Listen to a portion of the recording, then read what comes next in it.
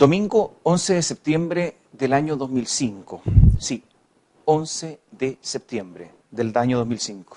Caía la noche y comenzó a quemarse el anexo cárcel Capuchinos. Ese anexo cárcel que estaba ahí en pleno centro de Santiago, Capuchinos 738. Un antiguo convento que en 1945 se había transformado en cárcel para encopetados, para privilegiados, para gente con influencia, para los famosos, para los que podían pagar. Porque esto no es una metáfora, una idea cualquiera. Para estar en Capuchinos había que pagar. Ahí había piscina, un salón de pool, multicanchas, había servicio, había de todo. Y hubo muchos famosos. Ahí estuvo, por ejemplo, Francisco Fluxal, dirigente del fútbol, uno de los líderes empresariales de la época. Ahí estuvo Javier Vial. ¿Se acuerda de los Pirañas, el grupo económico de ese entonces, de aquel entonces? Estuvo Rolf Lüders, el poderoso biministro del general Pinochet. Ahí estuvo Marco Antonio Pinochet, el hijo del general. Eduardo Cruz Johnson, un famoso de la televisión. Peter Dragisevich, el que fue el presidente de Colo-Colo. Eduardo Monasterio, ¿se acuerda del señor Dimberlink? Ese mismo. Ahí estuvo Carlos Cruz. ¿Se acuerda del ministro de Obras Públicas de Ricardo Lagos? El de los sobresueldos, el que recibía los sobres en billetes, el del caso Mosgate. Ahí estuvieron todos. Esa noche, mientras se quemaba esta cárcel, mientras se quemaba Capuchinos, vi salir a 4 mujeres y 22 hombres. Y en medio de este incendio, claro, lo lógico era pensar, imaginar la polémica que venía. ¿Dónde se iba a instalar una cárcel especial con privilegios? Si se iba a instalar o no. ¿Qué privilegios iba a tener? ¿Cuánto iba a costar? Venía la polémica. Y lo sorprendente es que no hubo polémica. Y no hubo polémica porque sospecho que ya en esa época los poderosos no iban a la cárcel. De hecho, esas 4 mujeres y 22 hombres que salieron pudieron pagar para estar ahí, pero evidentemente no eran famosos. Nadie prácticamente los conocía. La sospecha es que los poderosos en Chile no van a la cárcel ni sus hijos. Y por eso hay cárceles con un nivel de hacinamiento increíble y con condiciones infrahumanas. Pero la élite de nuestro país político empresarial sabe que ellos jamás van a ir a la cárcel ni sus hijos, hagan lo que hagan. Pero cuando se quemó Capuchinos, evidentemente que existía una cárcel con privilegios, aunque fuera para prisión preventiva. El penal Cordillera, ese que cerró el presidente Sebastián Piñera, evidentemente era una cárcel con privilegios, qué duda cabe. Pero también hay que señalar que el penal de Punta Peuco también es una cárcel con privilegios.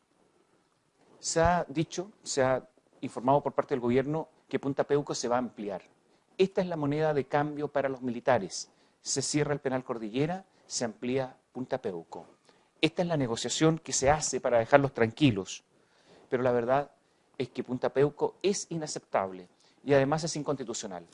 Si usted va a la Constitución y se va al artículo de las garantías constitucionales, el artículo 19, la primera garantía obviamente es el derecho a la vida. La segunda garantía es la igualdad ante la ley. ¿Y por qué la igualdad ante la ley? Porque esa es la base del Estado de Derecho. El igual trato a todos, independientemente de su origen, de la raza, de su condición, de su patrimonio. Es justamente esa garantía la que está violando Punta Peuco. Pero veamos su historia, porque es importante la historia para entender si es una cárcel de privilegio o no. Cuando fue condenado el general Manuel Contreras por el asesinato de Orlando Letelier en Washington, recordemos que el general Contreras se parapetó en su fundo de Fresia, en el sur del país, y que después, en medio de negociaciones de una crisis política, se encerró, algunos dirían se internó, en el hospital naval en Talcahuano. Y después de muchas negociaciones se le construyó a él una cárcel especial. Fue tal la urgencia que el presidente Eduardo Frei Ruiz-Tagle, el presidente de la época, intentó dictar un decreto de emergencia. De hecho, lo dictó, estaba allí. Los decretos de emergencia tienen que ser firmados por todos los ministros. Ricardo Lagos, en esa época ministro de Obras Públicas, se negó. Y se negó a que estuviera su firma en un documento que establecía privilegios para el general Manuel Contreras. Recalco la palabra privilegios. Lo trataron de convencer José Miguel Insulza, ahí estuvo Genaro Arriagada, estuvo el ministro del Interior de la época, Carlos Figueroa. Él presentó la renuncia. Finalmente se llegó a un acuerdo de que ya que vamos a otorgar privilegios, estuviera toda la clase política involucrada y por lo tanto se dictó una ley. Una ley que en la Cámara de Diputados solo gozó con los votos de la concertación, porque la oposición de esa época, la derecha, quería incluso más. Finalmente en el Senado hubo una votación transversal donde no hubo ningún voto en contra y solo 5 abstenciones. Pero esto demuestra que fue una excepción para crear un privilegio para Manuel Contreras y posteriormente otros militares. De hecho, una cárcel para militares había sido pedida por el general Pinochet al presidente Patricio Aylwin en su época y por lo tanto forma parte de los acuerdos de la transición. Es una excepción de privilegios, insisto. No se entienda que la cárcel debe ser un lugar de horrores, porque no debe ser eso. De hecho, yo estoy de acuerdo en que las personas mayores de 80 años no deberían estar en la cárcel. Las personas de más de 80 años deberían estar en su casa, solamente conversar o poder hablar con las personas que allí viven, no con otros, no tener teléfono, no tener acceso, pero estar ahí. ¿Se imaginan ustedes los dramas que hay en las cárceles chilenas hoy día con las personas ancianas que prácticamente no pueden caminar y que dependen de la solidaridad de otros presos? Hay personas inválidas en las cárceles chilenas. Pero estas normas generales no significa que tenga que haber privilegios. Insisto en eso. Punta Peuco es una excepción. Las cárceles concesionadas, las nuevas cárceles concesionadas se nos ha dicho que son cárceles que responden a los estándares internacionales. Pues bien, ahí deben ir los militares. No hay ninguna razón para que no puedan estar ahí. De hecho, sospecho que haya militares con militares, todos condenados por violaciones a los derechos humanos es malo. Debería haber militares con civiles. Yo creo que a esos militares les haría bien, no les haría mal. Eso resguardando obviamente su seguridad y su dignidad, la dignidad que tiene todo preso.